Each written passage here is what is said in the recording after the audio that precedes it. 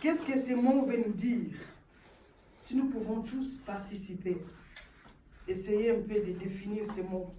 Ou ce verbe approcher. Naomi. Venir plus près. Plus près. Quelqu'un d'autre? Approcher. Quelqu'un d'autre? Venir à l'encontre de la personne. Donc, Amen. s'affronter. Amen. Être ensemble. Amen. Voilà, c'est des réponses. Approcher veut dire simplement aborder et avoir accès auprès de lui. Amen. C'est ça qu'on appelle approcher. Je peux juste donner un exemple et je peux dire à Junior, Junior, approche-toi de moi. Je pense que Junior va se déplacer, il va venir jusqu'ici. Amen. Il va être prêt, tout près de moi. Amen. Et aujourd'hui, nous allons parler de notre approchement vers Dieu.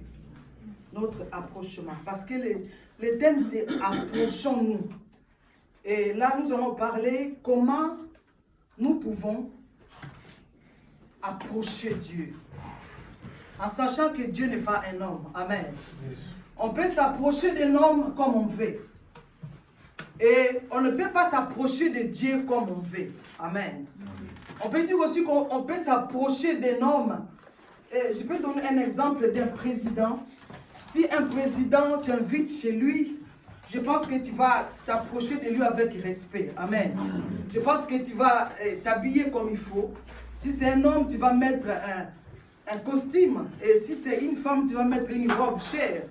Et tu vas aller avec respect pour voir le président. Et pour approcher Dieu, il faut aussi l'approcher avec beaucoup de respect. Amen. En sachant que Dieu n'est pas un homme. Et nous connaissons tous par quels moyens nous approchons Dieu. Amen. Dieu n'est pas quelqu'un qui dit je vais aller sonner, et tu prends ta voiture ou les trains, je ne sais pas quoi, mais tu vas sonner, non. On s'approche de Dieu par la prière. Amen.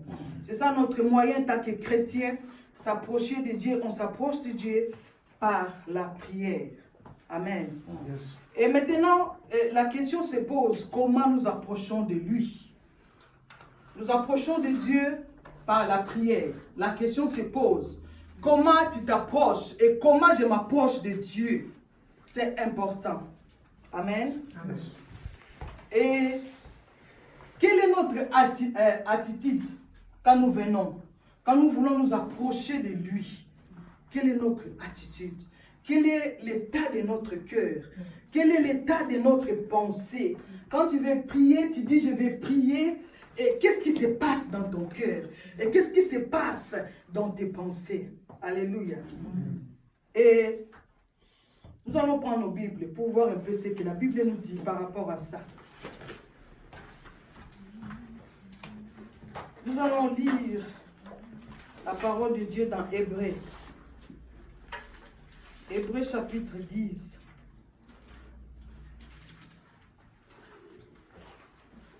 Je nous demande juste d'être attentifs en lisant la parole parce que nous aimerions bien comprendre ce que Dieu veut nous dire aujourd'hui. Amen. Lisons Hébreux. Hébreux. Chapitre 10, verset 22. Si le frère Jonathan peut nous lire la parole de Dieu. Je lis la parole au nom de Jésus-Christ. Hébreux chapitre 10, verset 22. Approchons-nous avec un cœur sincère, dans la plénitude de la foi, le cœur purifié d'une mauvaise conscience et le cœur lavé d'une eau pure. Amen. Nous allons aller un peu tout doucement, frère Jonathan. Retenons fermement, approchons-nous avec un cœur sincère, dans la plénitude de la foi, le cœur purifié d'une mauvaise conscience et le cœur lavé d'une eau pure. Amen. Amen. Alors, qu'est-ce que nous avons remarqué en lisant ces versets? Qu'est-ce que la Bible nous dit? Qu'est-ce que la Bible nous dit? Quel est le modèle dont la Bible nous montre, le modèle que nous pouvons approcher Dieu? Amen. Amen. Encore. Dans la plénitude de la foi. Amen. Alors, je vais lire une version que j'ai ici, dans cette Bible. Merci, Maman SP, pour le cadeau de cette Bible. On va lire. Alors, on nous dit, approchons-nous donc de Dieu avec un cœur sincère et une entière confiance. Amen. Amen. Et une entière confiance. Le cœur purifié de tout ce qui donne mauvaise conscience et le corps lavé d'une eau pure. Amen. Amen. Alors, j'aime bien cette version parce que on nous dit de s'approcher de Dieu avec un cœur sincère. Hein? C'est un cœur sincère. C'est avoir confiance. Amen. Quand on s'approche de Dieu, on doit avoir confiance. Tout d'abord, on doit être sincère parce que Dieu regarde le cœur. Dieu ne regarde pas l'apparence et Dieu ne regarde pas les mots. Souvent, nous avons tendance à dire beaucoup de phrases devant Dieu. Et ce n'est pas ça qui touche Dieu, si vous voulez bien. Mais ce qui touche son cœur, c'est un cœur qui est sincère. Si tu es sincère devant lui, et là, lui va s'approcher de toi. Amen. Amen. Comme on nous dit aussi dans Hébreux, chapitre 11, verset 6, lisons.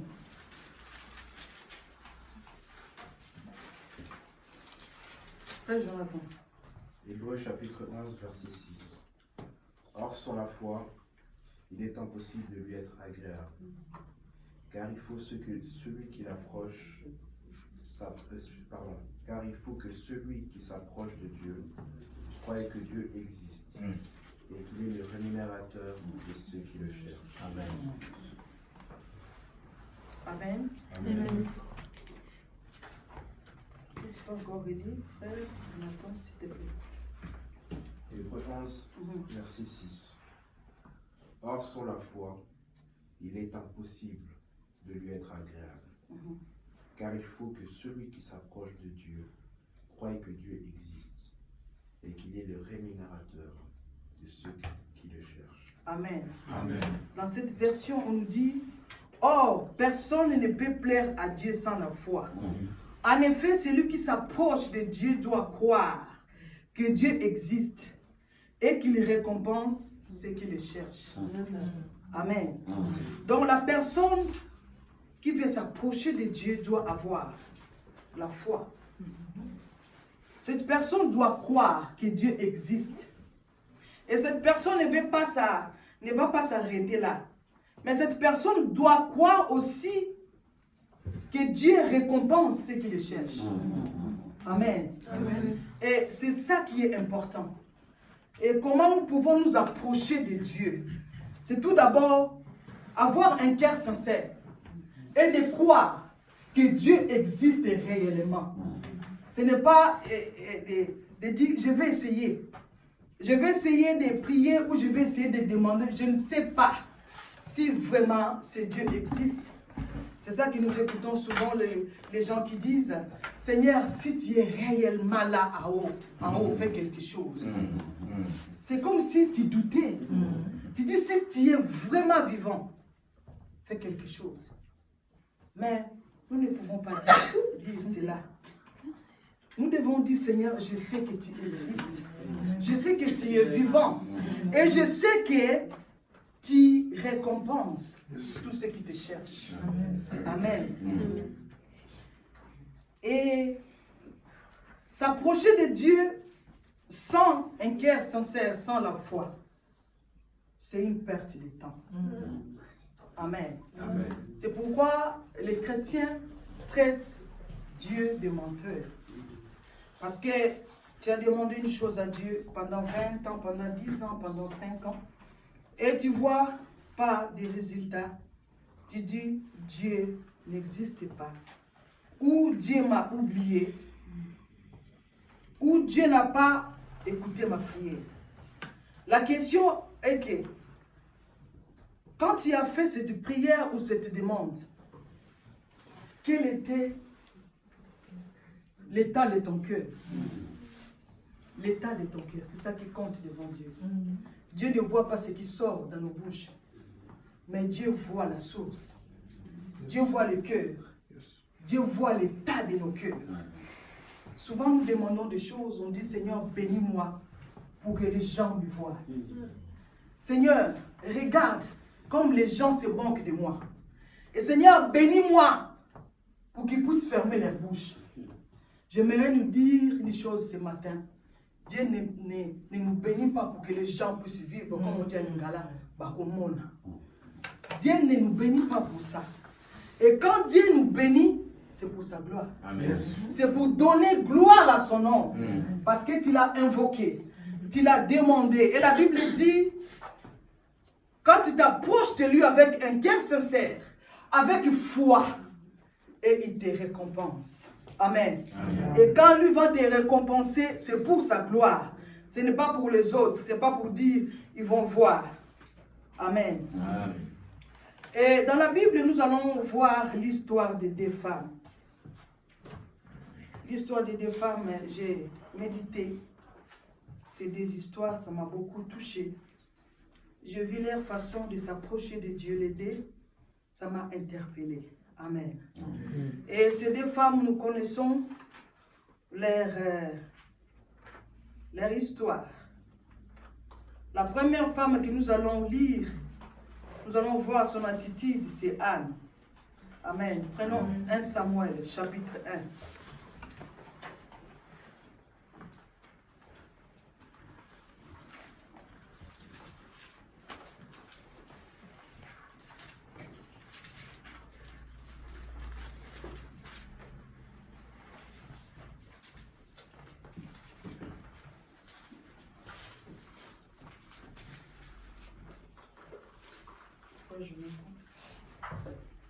Tout le chapitre 1 Samuel chapitre 1, à partir du verset 1 jusqu'au verset 20. Alors, 1 Samuel, chapitre 1, verset 1 à 20. Il y avait un homme de Ramathaïm, Sophim, de la montagne d'Éphraïm, nommé Elkana, fils de Jéhoram, fils de Éliu, fils de Tohu, fils de Tuf et Éphratien. Il y avait deux femmes, dont l'une s'appelait Anne et l'autre Pénina. Pénina avait des enfants, mais Anne n'en avait point. Chaque année, cet homme montait de sa ville à Silo pour se prosterner devant l'Éternel des armées et pour lui offrir des sacrifices. Là se trouvaient les deux fils d'Élie, Ophni et Phiné, sacrificateurs de l'Éternel. Le jour où Elkana offrait son sacrifice, il donnait des portions à Pénina, sa femme, et à tous les fils et à toutes les filles qu'il avait d'elle. Mais il donnait à Anne une portion double, car il aimait Anne, que l'Éternel avait rendue stérile. Sa rivale lui prodiguait des mortifications pour la porter à la sérité de ceux que l'Éternel avait rendus stériles. Et toutes les années, il en était ainsi. Chaque fois qu'Anne montait à la maison de l'Éternel, Pénina la mortifiait de la même manière. Alors elle pleurait et ne mangeait point. Verset 8. Elkana, son mari, lui disait, « Anne, pourquoi pleures-tu? Et ne manges-tu pas? Pourquoi ton cœur est-il attristé? Est-ce que je ne vaux pas pour toi mieux que 10 fils? » Anne se leva après qu'on eut mangé et bu à Silo. Le sacrificateur Élie était assis sur un siège, près de l'un des poteaux du temple de l'Éternel.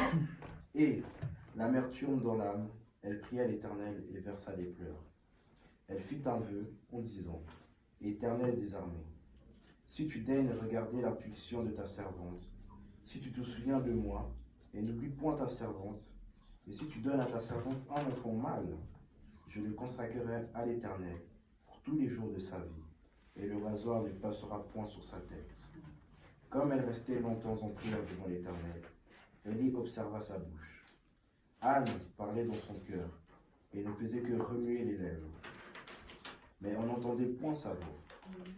Élie pensa qu'elle était ivre, et lui dit, « Jusqu'à quand seras-tu dans l'ivresse? fais passer ton vin. Verset 15. Anne répondit, non, mon Seigneur, je suis une femme qui souffre de cœur, et je ne puis ni vin, ni boisson enivrante. Mais je répondais mon âme devant l'Éternel. Ne prends pas ta servante pour une femme pervertie, car c'est l'excès de ma douleur et de mon chagrin qui m'a fait parler jusqu'à présent. Élie reprit la parole et dit, va en paix, et que le Dieu d'Israël exauce la prière que tu lui as adressée. Elle dit, ta servante trouve grâce à tes yeux. Et cette femme s'en alla. Elle mangea et son visage ne fut plus le même. Elles se levèrent de bon matin, et après s'être prosternées devant l'Éternel, ils se retournèrent et revinrent dans leur maison à Rama. Elkana connut Anne, sa femme, et l'Éternel se souvint d'elle. Verset 20. Dans le cours de l'année, Anne devint enceinte, et elle enfanta un fils qu'elle nomma Samuel, car, dit-elle, je l'ai demandé à l'Éternel.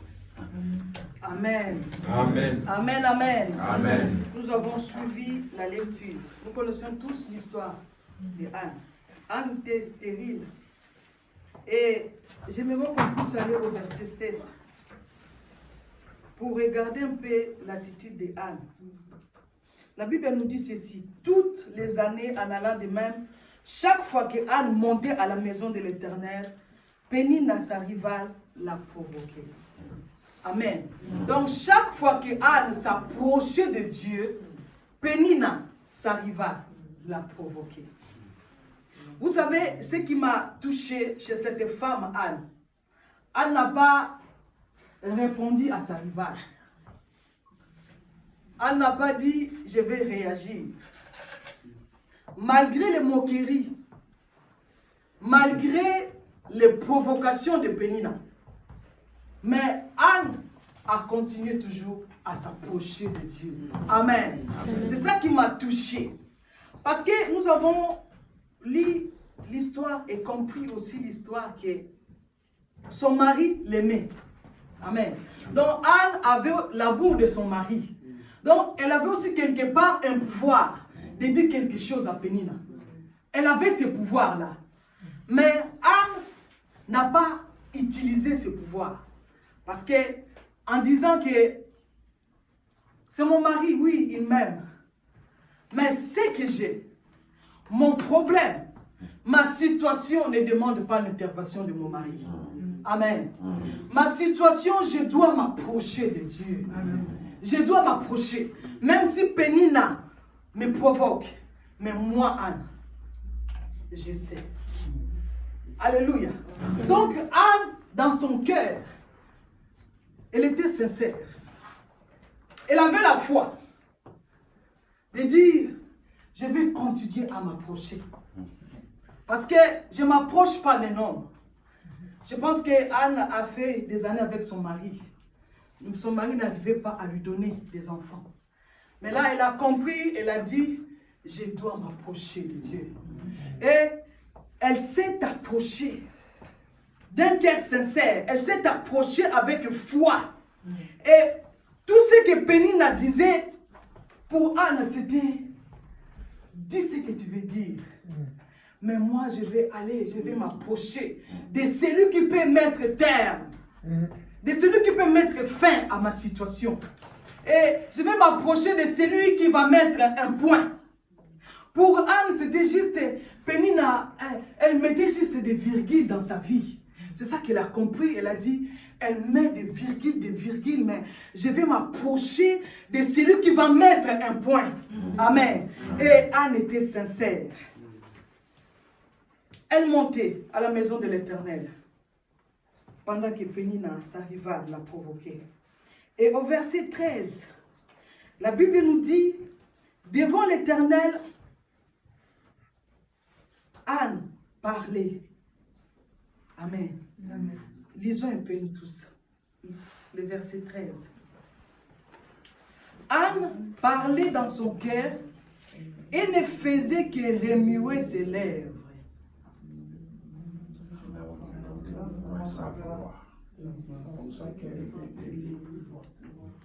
Amen. Anne parlait dans son cœur et ne faisait que remuer ses lèvres. On n'attendait même pas sa voix. Élie, pensant qu'elle était ivre, vous savez, mes bien-aimés, on peut passer un temps difficile, très difficile. On peut passer des moments où personne ne te comprend. Où tu n'as même pas la force d'ouvrir ta bouche pour prier à haute voix. Mais tu pries dans ton cœur. Et Anne est arrivée à un point où la douleur était tellement forte. Elle n'avait plus la force de parler. La Bible dit qu'elle parlait dans son cœur. On voyait juste sa bouche, on voyait juste ses lèvres bouger. Et personne n'écoutait sa voix. Et nous avons vu aussi l'attitude d'Élie. C'est normal. La Bible dit que Élie pensait qu'Anne était ivre. Parce que d'habitude, quand quelqu'un va dans un temple ou dans une église, on a tendance que tout le monde puisse crier, tout le monde puisse parler à haute voix. Et quand on voit quelqu'un qui, on n'entend même pas sa voix, on se pose des questions. Qu'est-ce qui se passe réellement? Mais là, nous avons vu la pensée d'Élie. Et Élie ne s'est pas arrêté. Élie a posé la question à Anne. Pour Élie, Anne était ivre. Et nous avons suivi la réponse de Anne. Et là, quand je méditais ça, j'ai dit, c'est normal. Élie étant qu'homme, c'est vrai qu'Élie était un sacrificateur, mais c'est un homme. Élie ne pouvait pas lire la pensée de Anne. Élie ne pouvait pas voir le cœur de cette femme. Et à ce stade-là, Anne n'avait pas besoin même d'Élie pour s'écouter sa prière. Parce que cette femme avait compris que je n'ai pas besoin de gens pour ma situation. Même si Élie écoute ma prière, qu'est-ce qu'il va faire? Est-ce que Élie va me donner la solution? Non. Et tant que sacrificateur, il peut peut-être m'aider. Et tant que serviteur de Dieu, il peut peut-être me donner un verset biblique. Mais ce n'est pas lui qui va me donner la solution. Et je me suis dit, même si Élie n'avait pas compris ou n'avait pas écouté la prière de Anne, mais Dieu qui comprend le langage du cœur, alléluia, Amen. Dieu avait compris, Dieu avait vu la souffrance, Dieu avait vu la peine, la douleur de Anne. Bien aimé, nous devons tirer une leçon là-dessus. Il y a des situations où les gens ne nous comprennent pas. Personne ne peut te comprendre. Il y a même des gens, les gens qui peuvent te dire que tu exagères. Tu n'es pas la seule à passer par là. Amen. Mais Dieu voit le cœur. Dieu comprend le langage du cœur. Même si on ne dit pas, même si on ne parle pas, mais Dieu voit là où l'homme ne voit pas. Amen. Élie ne pouvait pas voir, mais il n'y a que seul Dieu qui pouvait voir la douleur, la souffrance de cette femme. Amen. Amen. Et j'aime aussi l'attitude de cette femme. Malgré sa souffrance, malgré sa peine, elle n'a pas dit à Élie, ce n'est pas ton problème. Non, non, laisse-moi. Non. Elle a juste dit, non, je ne suis pas ivre. Alléluia. Je ne suis pas ivre. Je suis juste venue répandre mon cœur devant Dieu. Anne a dit, je ne suis pas libre. Mais je suis venue où je m'approche de celui qui lit le langage du cœur. Je m'approche de celui qui voit la douleur, qui voit la souffrance. Et je m'approche de celui qui peut me donner la solution. Et je m'approche de celui qui dit, approche-toi de moi et je m'approcherai de toi. Et je m'approche avec mon cœur. Je m'approche avec tout ce que j'ai. Et c'est pourquoi on dit, je m'approche de toi. Je ne cache rien. Anne n'avait rien caché. Son cœur était vrai devant Dieu. Son cœur était, Seigneur, fais quelque chose. Seigneur, arrête ces moqueries. Quelque part, elle disait, Seigneur, j'en ai marre. Seigneur, c'est assez. Seigneur, mets un point dans ma situation. Et Seigneur, confonds Pénina. Parce que Pénina avait des enfants. Seigneur, moi, je n'ai pas d'enfants. Mais je sais que c'est toi qui donnes. Ce n'est pas Élie, ni mon mari, mais c'est toi, Seigneur, qui donne, Seigneur. Fais quelque chose. Alléluia. Cette femme a répandu son cœur, comme on dit à Lingala. A sopi motemane liboso na nzambe. Alingiti batu ba yeba. O batu ba kosekaye. Alors oui, non, Seigneur, c'est toi. C'est toi, oh Dieu. C'est toi, Seigneur, je m'approche de toi. Avec mon cœur, avec foi, je crois que tu existes. Je crois, Seigneur, que tu es vivant. Je crois que tu fais des choses inexplicables, Seigneur. Fais quelque chose. Mets un terme, mets un point, mets une fin dans ma situation. Alléluia. Alléluia. Gloire à toi, Jésus. Alléluia. Tu es celui, Seigneur, qui comprend le langage du cœur. Alléluia. Et là, nous avons vu la suite. Amen. Nous avons vu la suite, mes bien-aimés. Au verset 19. On commence même au verset 18, s'il vous plaît.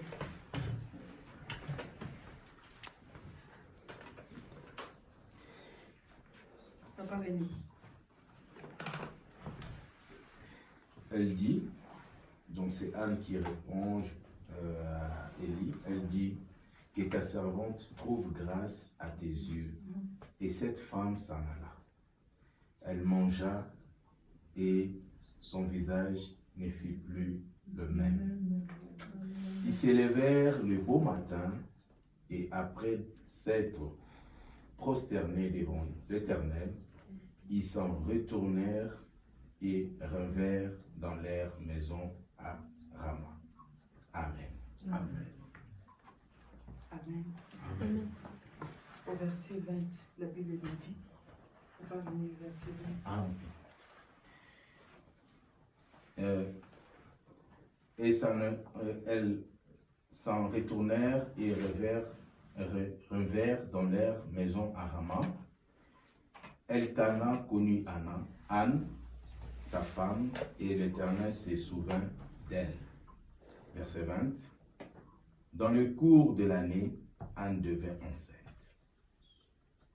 Et elle enfanta un fils qu'elle nomma Samuel. Car, dit-elle, je l'ai demandé à l'Éternel. Amen. Amen. Amen. Au verset 18, comme on vient de lire, Anne répond à Élie, que ta servante trouve grâce à tes yeux.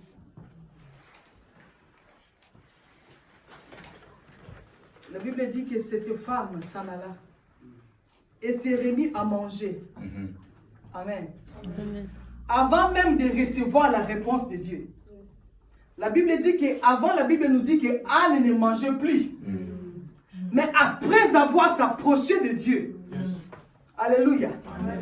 Après avoir s'approché de Dieu. Avec un cœur sincère. Avec une foi inébranlable. Avec une foi ferme. Et la Bible dit, après avoir s'approché de Dieu, Anne est rentrée chez elle et elle a mangé. Alléluia. Amen. Dieu fait des choses qu'on ne peut pas expliquer. Comment expliquer que cette femme avait la souffrance en allant dans la présence de Dieu? Mais après avoir s'approché de Dieu, Dieu a donné la paix à son cœur. Alléluia. C'est comme si Dieu lui a fait signe que j'ai écouté ta prière. Amen. Alléluia. Et la Bible nous dit, Elkana a eu des relations conjugales avec Anne, sa femme, et l'Éternel se souvint d'elle. Amen.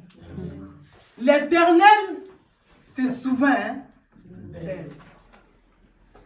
Et bien aimé, Dieu est fidèle. Quand il nous dit de s'approcher de lui, d'un cœur sincère, avec foi, lui va s'approcher. Amen.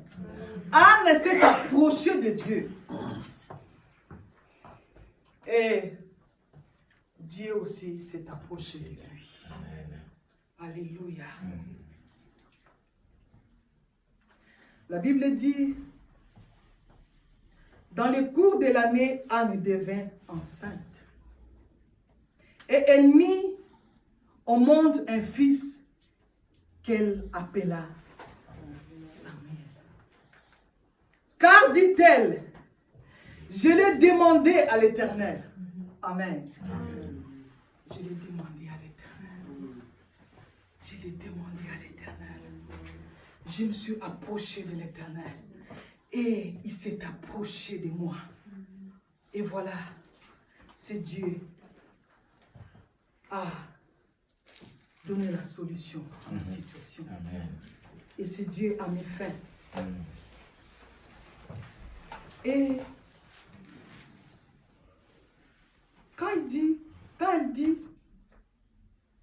quand la Bible dit, car dit-elle, je l'ai demandé à l'Éternel. Elle s'est arrêtée là. Mais nous connaissons la suite. Nous connaissons même quand Anne avait demandé Samuel à Dieu. Anne avait fait un vœu. Amen. Anne avait fait un vœu à Dieu.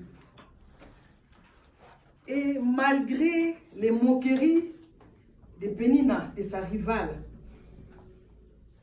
je n'ai pas vu là où Anne a dit, quand j'aurai un enfant, Pénina le verra. Alléluia. Quand l'Éternel me donnera un enfant, alors je vais retourner à Pénina ce qu'elle m'a fait. Non, elle n'a pas dit ça. Alléluia. Elle a juste dit, je l'ai demandé à l'Éternel. Je l'ai demandé à l'Éternel. Et j'ai beaucoup aimé son attitude. J'ai beaucoup aimé sa façon de s'approcher de Dieu. J'ai beaucoup aimé. Et là où on a lu dans Hébreux 11, 6,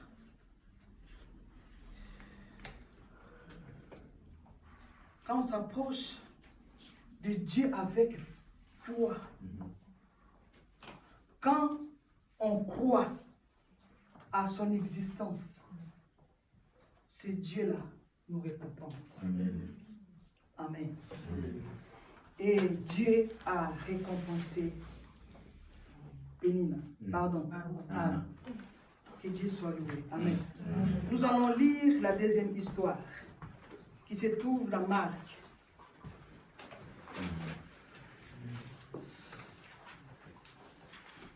Marc chapitre 5. Nous connaissons cette histoire de cette femme. Verset 5.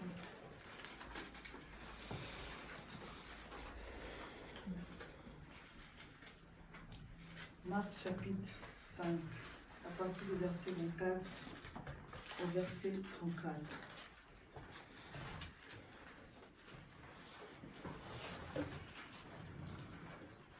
Marc chapitre 4, verset 24 à 34. Marc chapitre 5, verset 24 à 34. Jésus s'en alla avec lui, et une grande foule le suivait et le pressait. Or, il y avait une femme atteinte d'une perte de sang depuis 12 ans. Elle avait beaucoup souffert entre les mains de plusieurs médecins. Elle avait dépensé tout ce qu'elle possédait, et elle n'avait éprouvé aucun soulagement, mais elle était allée plutôt en empirant. Ayant entendu parler de Jésus, elle vint dans la foule par derrière, et toucha son vêtement. Car elle disait, si je puis seulement toucher ses vêtements, je serai guérie. Au même instant, la perte de sang s'arrêta, et elle sentit dans son corps qu'elle était guérie de son mal. Jésus connut aussitôt en lui-même qu'une force était sortie de lui. Et, se retournant au milieu de la foule, il dit, qui a touché mes vêtements? Ses disciples lui dirent, tu vois la foule qui te presse et tu dis, qui m'a touché? Et il regardait autour de lui pour voir celle qui avait fait cela. Verset 33.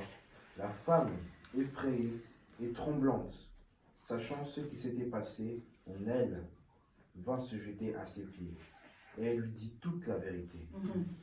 Mais Jésus lui dit, ma fille, ta foi t'a sauvée. Amen. Va en paix et sois guérie de ton mal. Amen. Amen. Là aussi, nous avons compris l'histoire. Amen. Amen. Au verset 27, nous connaissons l'histoire de cette femme qui perd des sangs pendant 12 ans. Pendant 12 ans, s'il vous plaît. Ce n'est pas 12 jours, ni 12 mois, mais 12 ans. Alléluia. Amen. 12 ans. Qu'est-ce que la Bible nous dit? Que cette femme a tout dépensé. Cette femme a vu les médecins, les spécialistes. La Bible dit qu'elle a tout dépensé. Mais un jour, cette femme a entendu parler de Christ. Alléluia. Elle entendit parler de Jésus. Vint dans la foule. Moi, ce qui m'a frappé d'abord, quand cette femme a entendu parler de Jésus. Quelle est sa réaction quand elle a entendu parler que c'est Jésus qui va passer? Quelle était sa réaction? Quelle était son attitude? Quand elle a entendu parler de Christ. Cette femme a appliqué la foi. Alléluia. Parce que cette femme ne connaissait pas Christ.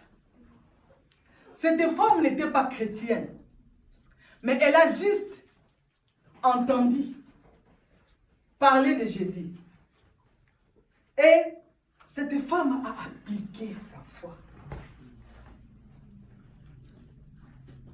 La Bible dit, vint dans la foule. Cette femme est partie. Cette femme est allée dans la foule. Vint dans la foule par derrière. Par derrière. Je crois que devant, il y avait du monde. Mais cette femme a dit, peu importe, que ce soit derrière, devant, gauche, à droite. Moi, mon souci, que je puisse toucher cet homme. Moi, mon souci est que cette situation ou ces problèmes de 12 ans puissent s'arrêter. Amen.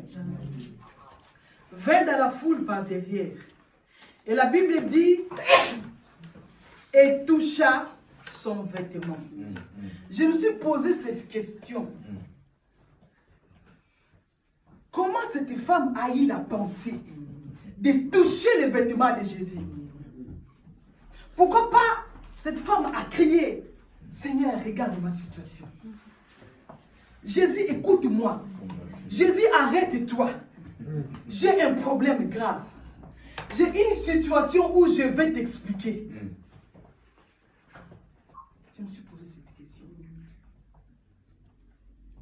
Et j'ai reçu la réponse. Jésus savait que cette femme allait être là. Parce qu'il est Dieu. Amen. Jésus n'avait même pas besoin que cette femme vienne devant lui pour lui dire, Seigneur, écoute, écoute. Il savait. Il savait que ce jour-là, une femme va être guérie. Alléluia. Amen. Et quand cette femme s'est approchée de Jésus, cette femme était sincère. En touchant son vêtement, elle était sincère. Elle a appliqué la foi.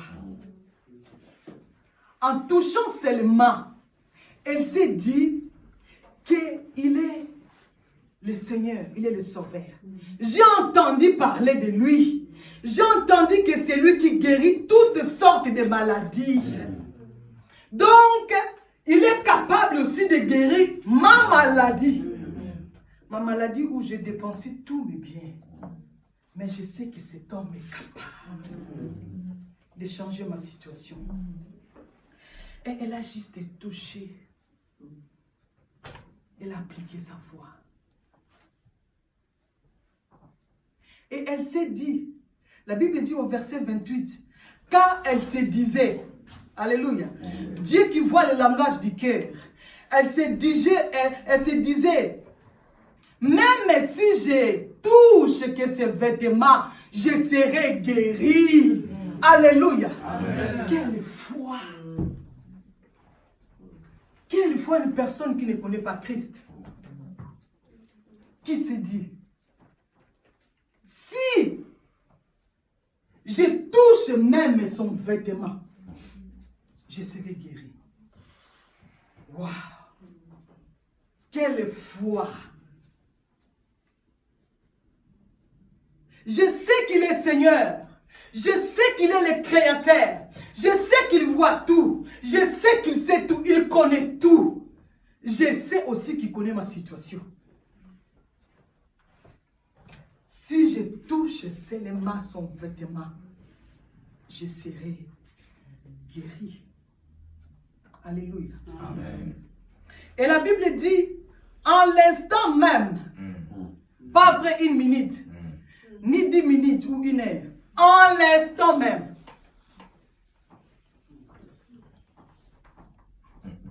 En l'instant même, son hémorragie s'arrêta. Amen. Alléluia. Amen. Quel approchement. Mes bien-aimés, quel approchement. Quel approchement. Comment cette femme s'est approchée de Jésus? En l'instant même, nous voyons que Anne, c'était après. Mais cette femme de perte, c'était en l'instant même. C'était sa foi. Vous savez, la foi de cette femme a dépassé même Christ.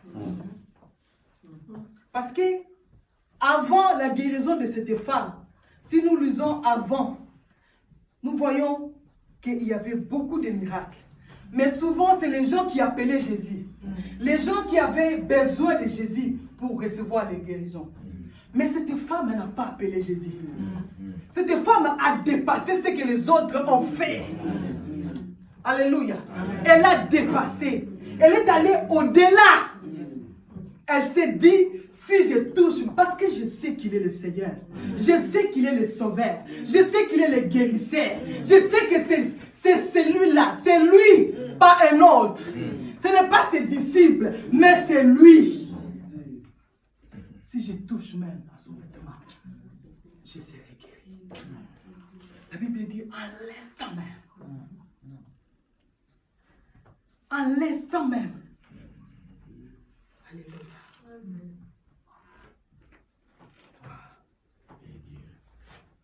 Dieu puissant. Son hémorragie s'arrêta.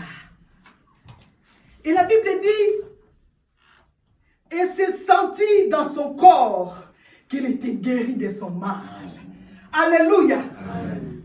Elle a senti tout de suite la paix de Christ. Elle a senti la guérison. Elle a senti quelque chose s'arrêter.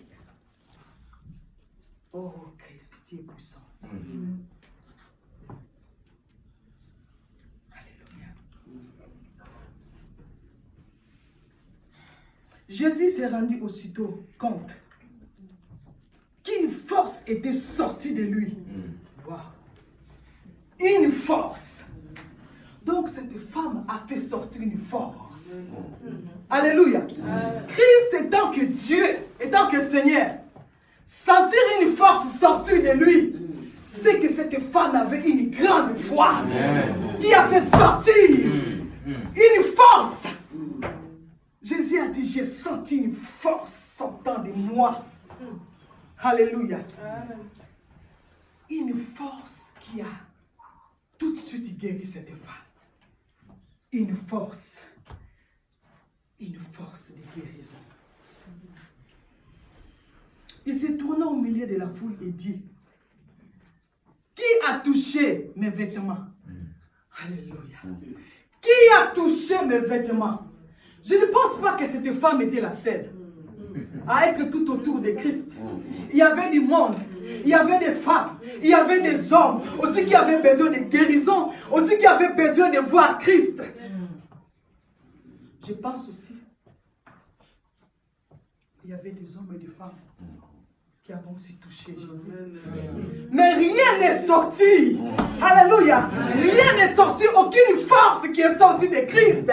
Mais la force est sortie quand cette femme a touché son vêtement. Parce qu'elle avait la foi. Une grande foi. La foi qui déplace les montagnes. La foi de Dieu. La foi que cette femme avait sorti une force de Jésus. Et Christ a dit, qui a touché à mes vêtements? Comme s'il ne savait pas. Il savait que c'était cette femme. Mais pourquoi il a demandé cette question? Parce qu'il avait une chose à dire à cette femme. Parce qu'il a veut que cette femme soit remarquée. Il a voulu que cette femme, qu'on puisse parler d'elle pendant des années et des années. C'est pourquoi aujourd'hui, on parle de cette femme. Parce que cette femme avait la foi, la grande foi, la foi qui vient de Dieu. Alléluia. C'est pourquoi on parle d'elle. Elle n'était pas la seule, mes bien-aimés, qui était malade, qui avait des problèmes.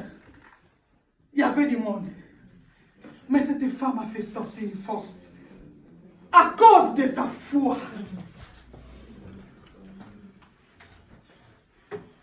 À cause de sa foi.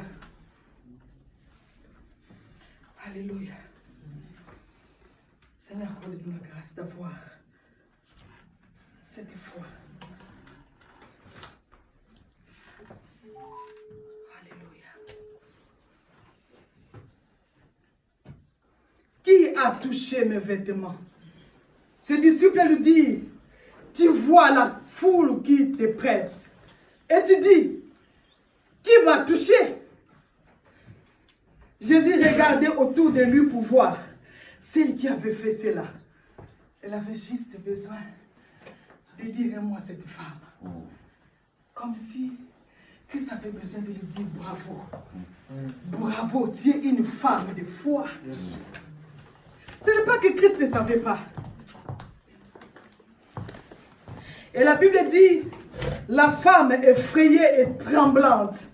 Elle dit, oh, il va retirer sa guérison. Qu'est-ce qu'il va encore me faire? Qu'est-ce qu'il va encore faire? Oh Seigneur, il fallait qu'on embellit là. Pourquoi on a décidé là-bas? Oh mon Dieu. Peut-être qu'il a commencé à dire, hé, il a sali ma béco. Sali ma bé. La femme effrayée et tremblante, sachant que ce qui était arrivé vint se jeter à ses pieds. Je vais quand même faire un geste d'humilité. Je vais aller me présenter. C'est moi, Seigneur. Je me dis, que c'est ta guérison, Seigneur, pitié. Ne retire pas ta guérison, Seigneur. J'en avais besoin. 12 ans. J'en avais besoin 12 ans. J'ai beaucoup souffert. J'ai beaucoup souffert, Seigneur. Je viens. Alléluia. Vint se jeter à ses pieds et lui dit toute la vérité. Alléluia.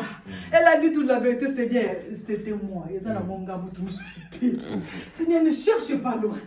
C'était moi. Cette femme a dit toute la vérité. Alors, il lui dit, ma fille, ta foi t'a sauvée. Pars dans la paix et sois guéri de ton mal. Alléluia. Ma fille, ta foi t'a sauvée. Pars dans la paix et sois guéri de ton mal. Et cette femme a réussi son miracle instantanément à cause de sa foi. Alléluia. Mais bien aimé, la foi déclenche les miracles. Amen. La foi déclenche les miracles. La foi de cette femme a déclenché les miracles ou sa maladie de 12 ans. Amen. Voilà ces deux histoires qui m'ont interpellé, qui m'ont donné une leçon. Comment s'approcher de Dieu. Qu'est-ce que Dieu regarde quand on s'approche de lui? Qu'est-ce que Dieu veut voir quand on veut s'approcher? Et quand on veut obtenir un résultat, une réponse, une guérison, un miracle. Qu'est-ce que Dieu attend? Qu'est-ce que Dieu aimerait voir? Dieu a besoin de voir un cœur sincère. On ne vient pas devant Dieu pour accuser les gens, pour dire Seigneur, guéris-moi. Ou Seigneur, bénis-moi. Comme souvent en Afrique. Seigneur, là, qu'il est pauvre pour battre mon. Seigneur, bénis-moi, donne-moi une voiture pour battre ma colobamon. Quand nous allons comme ça dans sa présence, Dieu ne s'approchera jamais. Amen.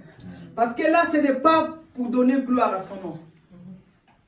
Dieu aimerait nous voir dans sa présence avec un cœur sincère. Et nous avons vu que Anne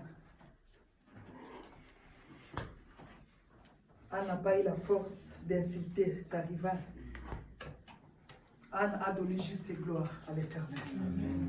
Et cette femme aussi, sa guérison était juste pour donner gloire à Dieu.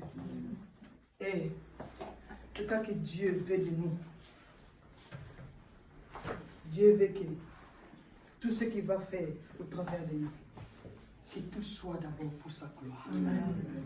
Si les gens vont le glorifier par rapport à ce qu'il a fait dans nos vies, c'est pour la gloire de son nom. Que ça ne soit pas pour notre gloire. Que les gens ne peuvent pas dire, ne puissent pas dire, non. Que les gens arrivent à dire, celle-là quand il chante, on voit la gloire de Dieu. Celle-là ou celui-là quand il prêche, on voit la gloire. On voit la gloire de Dieu. Voilà mes bien-aimés. Je m'arrête là. Si nous pouvons nous lever.